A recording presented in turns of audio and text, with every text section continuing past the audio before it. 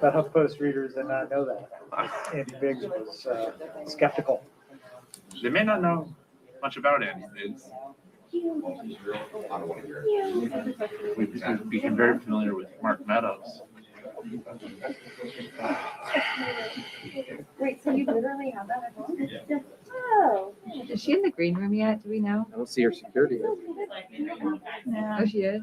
Okay. She is, Leanne? Anybody else? Yeah, they just walked in.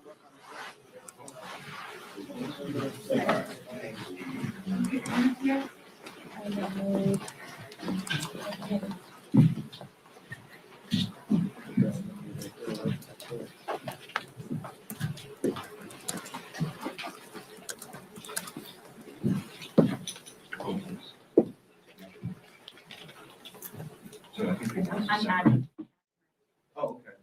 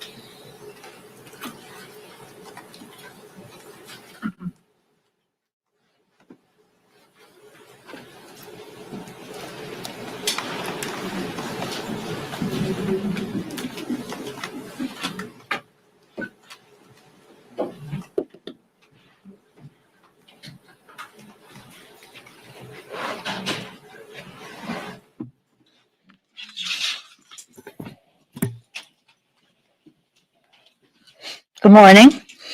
Earlier this week, the Speaker of the House issued a statement on the floor of the House that we would have a rules change, that when members were on the floor, they must always be wearing a mask, except when they were speaking. We have understood from all of you that as long as I keep my distance from you, which I fully intend to do, that I can abide by the House floor rule on this floor.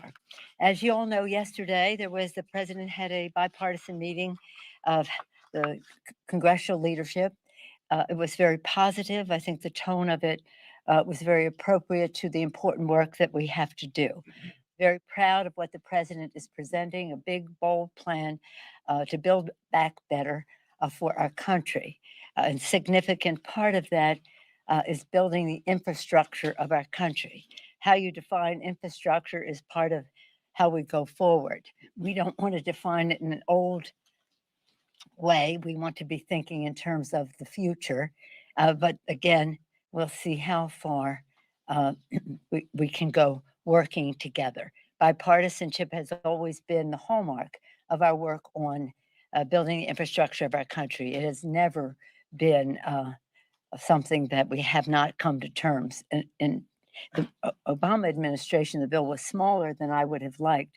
But when you think that it was negotiated between Senator Barbara Boxer and Senator Inhofe, although yesterday Senator McConnell interjected that it was Boxer and McConnell who came to the final agreement on that bill, and that is shall we say, that was progress. But we want more, and that's what we're here to do. There was recognition that the country needs a strong infrastructure package. Look no further than the American Society of Civil Engineers, which gives us a DC minus, depending on the category of infrastructure they're addressing. It's an issue of commerce. It's an issue of clean air. It's an issue of quality of life for people to have them out of their cars with more mass transit and the rest. And it is also an issue of just, again, growth in a way that is about safety as well as jobs, safety issues. In Mr. McConnell's state alone, there are like 1,000 bridges that are insecure. And well, I could go state by state on that. In any event, it is, we look forward to working as much as possible in a bipartisan way. And I salute the president, as I began my comments doing, for the goal that he has set, the tone in which he has conducted the discussion, well, I won't say endless, because I'm not there for them, the series of meetings he's having with members of Congress in a bipartisan way. And I think today's meeting with the Republican senators, some of the Republican senators, once again. So he's making every attempt. And I think it is bearing fruit. We'll see. Again, we're very proud of what happened when we passed the rescue package. But in order for people to avail themselves of the benefits of it, they have to know. Right now, we're in the course of a child tax credit week of action. Before we had day of action for one aspect of the bill or another.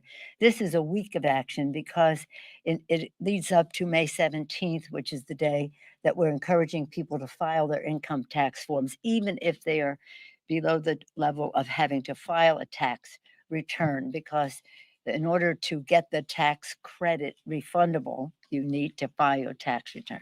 So I'm very, very proud of the work that's being done. And I've been involved in a series of those meetings, and many of the community groups who have the confidence culturally, linguistically, in so many ways with so many people in our community are helping a great deal. They're helping a great deal also in terms of vaccines in the arms, money in the pockets, children in school, as well as workers going back to work to communicate with the community, members of the community who might have been previously underserved. Then, as I say, we go on to the jobs bill, and that's I think that's pretty exciting. Just saying on the tax credit, since we're having child tax credit week of action, it will benefit 27 million families and cuts child poverty in half. And that's kind of remarkable. So as we, again, build back better, we think that it's important for us to have more women in the workforce, shall we say, that child care is very important to that we have workforce development so that people can be trained for these jobs as we build in a more futuristic, resilient way. And that's why this package has an integrity to it, a oneness that says, if we're going to build back better, if we're going to have many more people involved, both in the job creation and the equity that could come from contracts and the rest for women, veterans, people of color, rural areas and the rest, that we have to be more open to many more people being involved.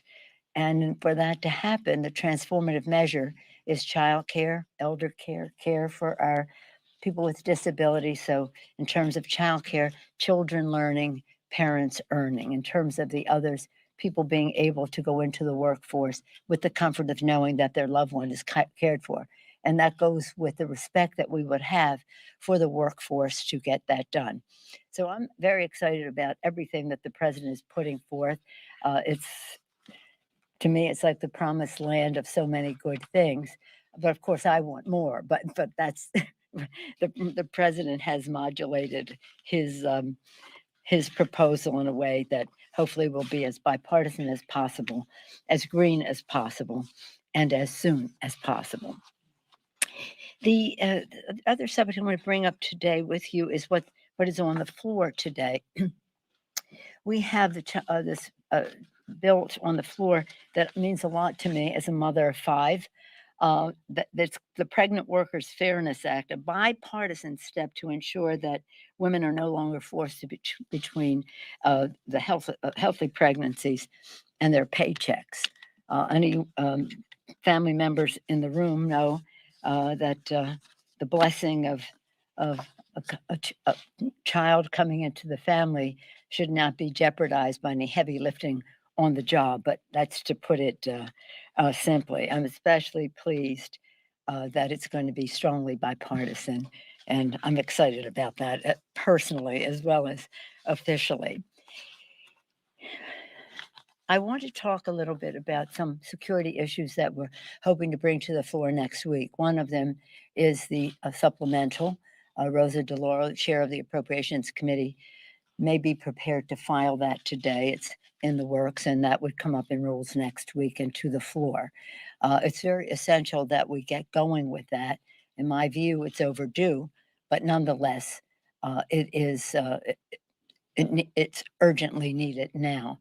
It benefits from the report of General Honore and the cadre of people both from law enforcement and from national security who made recommendations about how to secure the Capitol, how to strengthen the police force, how to have us return to a Capitol where visitors can come, children can experience our democracy. You all can cover it.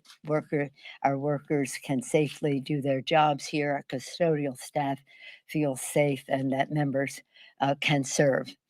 Sadly, yesterday there was a hearing in the Committee on Government Reform that was quite appalling. It's no use my even telling you about it. You have to see it for yourself because you would not believe that a Republican member on the committee said that what happened that day was just like the normal, orderly visit of people to the Capitol. Really? Really? Well, I don't know on a normal day around here when people are threatening to hang the vice president of the United States or shoot the speaker in the forehead or disrupt and injure so many police officers. I don't consider that normal. Multiple people were killed, over 140 police officers were issued, a gallows was put up, and the attackers chanted, "Hang the vice president." Normal? Yet, in a hearing held yesterday, some House Republicans defended those actions, saying the rioters were orderly and acting similar to a normal tourist visit. They basically, if you saw them, they said, well, they were just walking through between the velvet ropes that are there to direct the tourist path. You have to see it because it was beyond denial. It fell into the range of sick. And that's what we have to deal with when we are saying it's urgent for us to secure the Capitol. Why? It was just a normal tourist day. We have to strengthen our police force. Why? It was just a normal tourist day. And we have to establish a commission for January 6th. Why? It was just a normal tourist day. The same denial that they've acted upon in terms of our colleague, Congresswoman Liz Cheney, the denial that they have there, the denial about what happened that day, the denial for the need for more security to make sure it doesn't happen again, and the denial of finding the truth is what we have to deal with. And we will find the truth. And we're hoping that we can do so in the most bipartisan way possible. I think that that's essential, but I think it's also important to the American people to have confidence in the results of such an investigation. What else do we want to talk about here now? At the beginning of our meeting yesterday, the president talked about the cyber attack on the Colonial Pipeline. As you know, then last night, or was that this morning, he issued an executive order. Very important and something that hopefully we can codify when we get to a place where we would have the votes to do so. But for the time being, an executive order. Really, the first point of it, encouraging the private sector to share information with the government so that we know what the threats are in real time. There are threats quite a bit, and they are. What happened the other day was not damaging the pipeline. It was a threat to the pipeline, but the company decided to shut it down to make sure that they could proceed. Now they have. As of early this morning, they decided to open it up again. And according to the Secretary of Energy, that they think should be normal tomorrow, the next day, but certainly by the end of the weekend. We are going to, there was a briefing for members last evening as more information becomes available. That was an unclassified briefing, but essentially most of what we know is in the public domain. Any questions on any other subject? Yes. Thank you. On the meeting yesterday at the White House, can you tell us, did you hear anything surprising from the Republican leadership about the infrastructure plan, perhaps on how to pay for it? Just anything surprising from them? Well, your question is an interesting one because my motto is, I'm never surprised. Around here, no, I'm never surprised. Almost yesterday, but I'm never surprised. And not at the meeting, but at the committee meeting. No, I think that it was pretty regular. But, Mitch McConnell doesn't want to open up the tax scam of 2017. Kevin was more conventional in terms of what you would, Leader McCarthy was more conventional when you talk about what is infrastructure. I think it was a pretty standard fare in that regard. It was, as I say, the president was clear. He wants bipartisanship. He wants as much as possible soon and closer in terms of the amount that we would be investing. And it was polite, courteous, pleasant almost. Any new pay-fors that you heard anyone? No, well, the one thing that was brought up, and I mentioned this in a press event after yesterday, was so what other pay-fors are there? It doesn't mean the president has said we're nobody making under $400,000 a year is going to have his or her taxes raised. And he's consistent with that. Some other sources of funding include the people that are not paying taxes. Now, we all know it's reported that 50 major corporations in our country paid no taxes last year, none, zero. But they did that by the manipulation of the laws. I mean, I'm not talking about them. They should pay more, and that's something that we have to talk about. But what the president was referencing was the people who are illegally avoiding taxes. I'm not saying ethically or morally. I'm talking about illegally avoiding taxes. And my understanding is it's at least $1 trillion. It could be $1.25 trillion, $1.5 trillion of illegally unpaid taxes in the country. So part of the answer is to beef up the IRS so they could take in those taxes, and that's a big chunk. That would go a long way. We didn't. separate from the meeting, we didn't go into it, but as you know, the chair of our Ways and Means Committee, Richie Neal, has some ideas about build American bonds and that, but we really didn't go into that. Madam Speaker. Madam Madam Speaker, Speaker. I'm curious. Clearly, yesterday in the Oversight Committee, there were several members of the Republican conference who doubted what happened on January 6th or downplayed what happened on January 6th. Then in the evening, you had an interaction between Marjorie Taylor Greene and Alexandria Ocasio-Cortez, where MTG sort of went after her and was sort of berating her in the hallway. I'm wondering, just generally, is there a sense that your members are safe here at the Capitol? Do you have concerns about what January 6th has done to the relationships here on the Hill? It feels like things are just more contentious than they. Well, I think that it was reported to our office about what happened as the members were leaving the floor yesterday, the verbal assault and real abuse of our colleague, Congresswoman AOC. It's so beyond the pale of anything that is in keeping with bringing honor to the House or not bringing dishonor to the House. It's so beyond the pale that you wonder, it probably is a matter for the Ethics Committee, but that's up to someone. I've always kept the leadership offices separate from any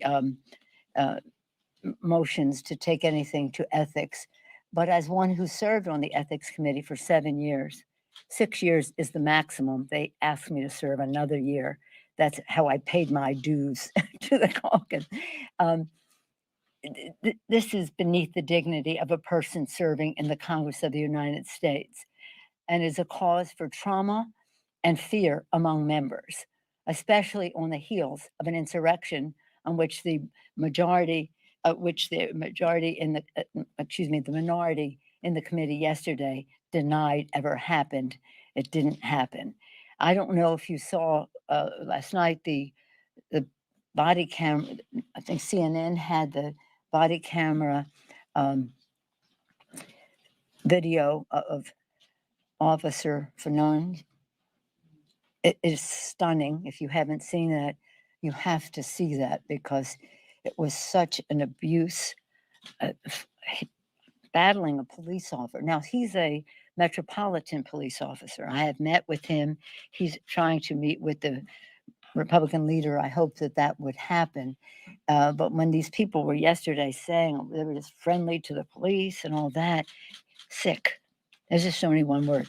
So this is not behavior that is, I could give you chapter and verse of many other things that they have done, that being the most recent and very egregious and not in keeping with the behavior of a member of Congress and their own caucus. Their own caucus should exercise some discipline is not the word, respectable behavior standard for them. But it could be that this would rise to the level of an ethics complaint. Follow-up? Let me just see, yes. You talked about the pipeline earlier. Yeah, we Colonial. understand They paid the ransom. We know there are issues larger than we thought with the DC police hack as well. Obviously, President Biden put out his executive order last night, yes. But should these firms, and it's a question whether it's a private matter or a public matter because they serve so much of the public, should these firms be kowtowing to these terrorists to pay these ransoms, especially on the scale of what Colonial is? And what should What's the question? Should these firms win? Should they be paying these ransoms? No. Okay, so did you disagree with them paying the ransom today, Colonial? Well, the point is that we don't want people to think that there's money in it for them to threaten the security of a critical infrastructure in our country. I'm not, again, they made their decision, but really because of the service to the public that this is we've made drastic adjustments. We've waived the Jones Act so that ships carrying petroleum can come to certain ports in our country to keep the supply going. That's a big deal. So to the extent that we know, especially in advance, what might be happening. And again, I think that we have to look to this is, shall we say, Russian oriented. We don't know Putin oriented, but they don't even deny it. You know, the perpetrators of this don't even deny it. So we have a responsibility in three ways. One, security. That's the oath we take, protect and defend. This is a security issue. Two, economics. This is an economic issue, the dependence on energy, as we know people personally, but business-wise depend on that. And three, a governance issue. A governance issue. This cannot be open season for hackers who can make money off of a threat, even if they don't go as far as crippling the entity that as with Colonial, they did not. So it is, it has to be subject to review. I don't know what the conversations were with the management of Colonial, but I do think that there is a governance role in how we protect our people and our economy from these hackers. Madam Speaker. Yes, ma'am. Madam Speaker, the President has been criticised, including by Democrats, for not doing enough to de-escalate the violence in the Middle East. There was a readout of his call yesterday with Prime Minister Netanyahu, in which he said Israel has a right to defend itself, but there was no mention, it seems, at least, of the Palestinians, nor any apparent criticism of what many see as a disproportionate response by Israel. I wonder what your reaction is to that, and could the President and the US be doing more? I think the President took the appropriate, proportionate response to it all. The fact is that we have a very close relationship with Israel, and Israel's security is a national security issue for us as our friend, a democratic country in the region, that the President has restored the money to the Palestinians, $200 million early in his administration. So there's a respect for meeting the needs of the Palestinians. But there is a Palestinian power struggle, and this is about Hamas. So I wouldn't just label it Palestinian. I would say Hamas. And Hamas is threatening the security of people in Israel. Israel has a right to defend itself. Many of our members in our caucus are great friends of Israel, but understand also that we respect the self-determination, that we want a two-state solution in the region. But that doesn't give license to Hamas to bomb Israel. Madam Speaker, on immigration, please. And immigration. Thank you. The latest Border Patrol report shows a deterioration in the border situation, more interdictions. Do you think Vice President Harris is in the best position to exert her presence there to fix things? Yeah. Well, first of all, let me just correct the record here. I don't know what aspect of the border you're talking about, but the record, the figures that came out in April showed that there was an 80% decrease of the number of children under the auspices of the Border Patrol, 6,000 something to 1,000 something. They had been moved out more expeditiously than before because the Biden-Harris administration had reconstructed how we deal with the situation at the border. As I have said on the border, 3 R's. 3 R's. What are the roots of this immigration? And that's where the Vice President has been tasked to, I don't know, visit physically, but communicate directly with the governments of the Northern Triangle, El Salvador, Guatemala, and Honduras. I think she is very well suited to do that. Secondly, roots. Second are reconstruct. You had to deconstruct the horrible situation that the Trump administration had created at the border. Deconstruct it so you can reconstruct a better system, and they have. And the third is our friends, the refugees. As I've said to you all before, you've heard it, you can repeat it, I'm sure, because you've heard me say it over and over again, that when we had a hearing on this subject, the evangelicals said that the United States Refugee Resettlement Program is the crown jewel of American humanitarianism. This is something now I'm pleased that the president has raised the number of people who can come into our country. Every country has a moral responsibility to help those, in fear of persecution or danger where in their home country. So I think that did come up in our meeting yesterday because I was mentioning that when I took a group right before COVID, say about 15 or I don't know, a year and a half ago about to the Northern Triangle, to the countries I mentioned, El Salvador, Guatemala, and Honduras, recognizing from previous visits and to the border over and over again that violence, economic hardship, but that's not a cause for amnesty, but nonetheless a reason why somebody might leave home. Violence and corruption, all those things were what were causing people to flee. But what I learned in that more recent visit was that the climate issue was having, and the drought was having such an impact on the agricultural industry there that people were lost their livelihoods, they lost their jobs, they lost their ability to farm. And not only were they losing their ability to produce food, they were hungry themselves. So Madam Vice President said that she has engaged the Secretary of Agriculture to be part of that. So it's Vice President, I'm so proud of her, Vice President Harris, but with the resources of the Biden-Harris administration. Get to the root cause of it, reconstruct the system that was there so that it works better. And third, understand our responsibility to refugees, the 3 R's.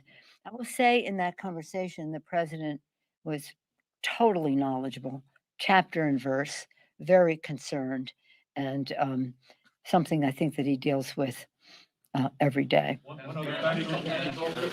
just want to ask you on the supplemental, whether you believe there's agreement with Republicans on it, and secondly, on the January 6th commission, whether you believe whether you plan to put it on the floor next week, and whether you believe there's any movement in the negotiations. On the latter, I start with the latter. I'm optimistic. We have come closer in terms of the on a negotiation about a commission. And if you look at 9/11 and the rest, what you want to do is who makes that up? What is the makeup of the commission? Okay, they wanted it to half and half. Now, mind you, most commissions that we formed since then have enabled the president to have appointments. But nonetheless, we come to a place 5 and 5.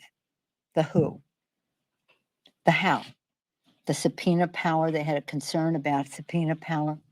Okay, we conceded on that point. But we cannot concede on the scope.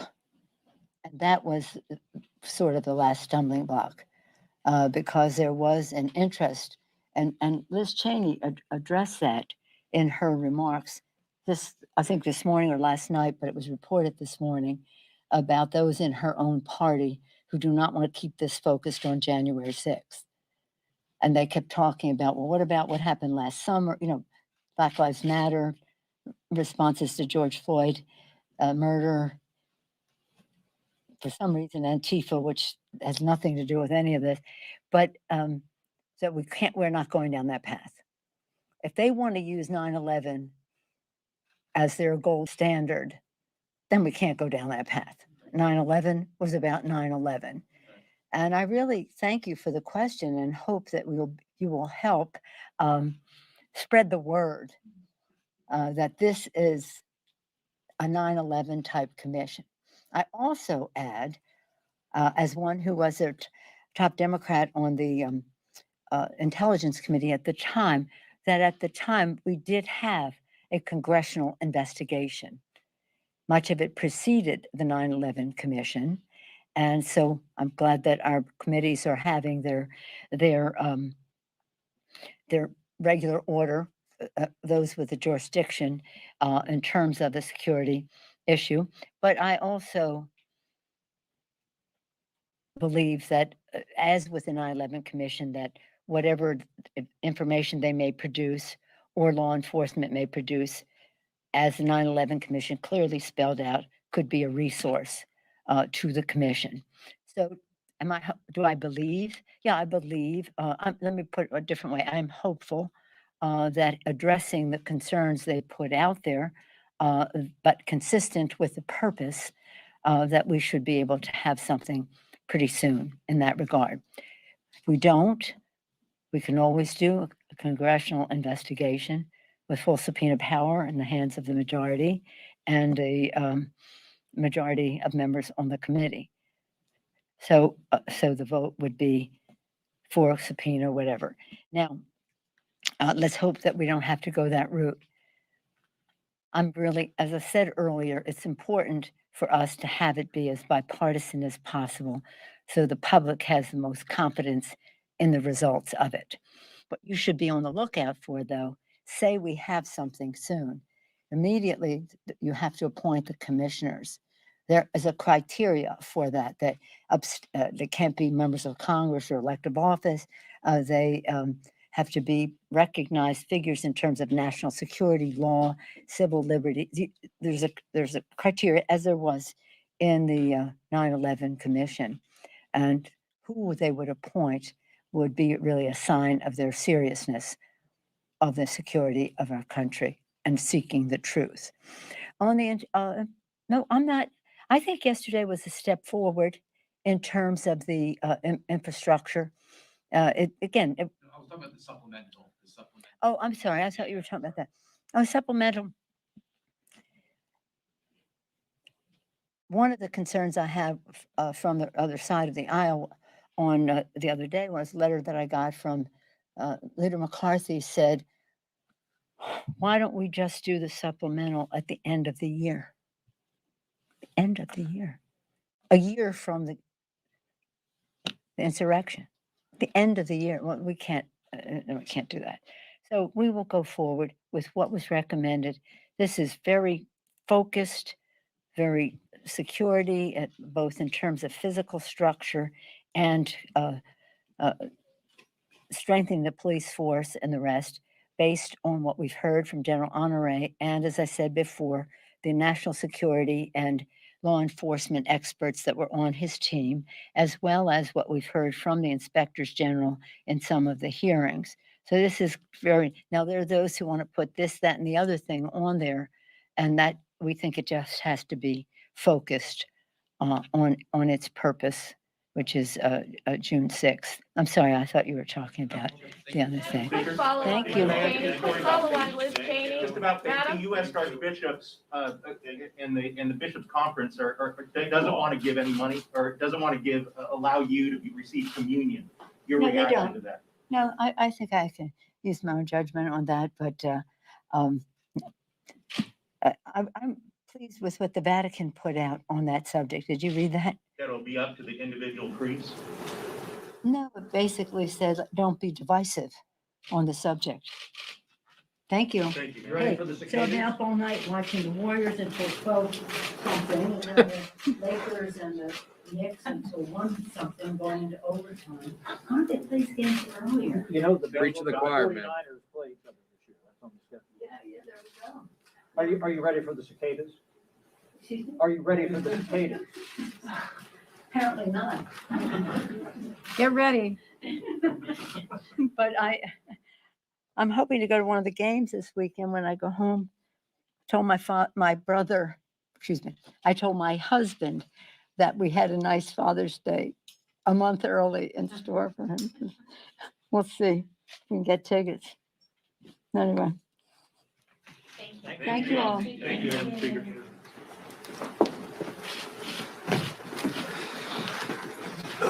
I'd like to thank you also. Watch your constituents.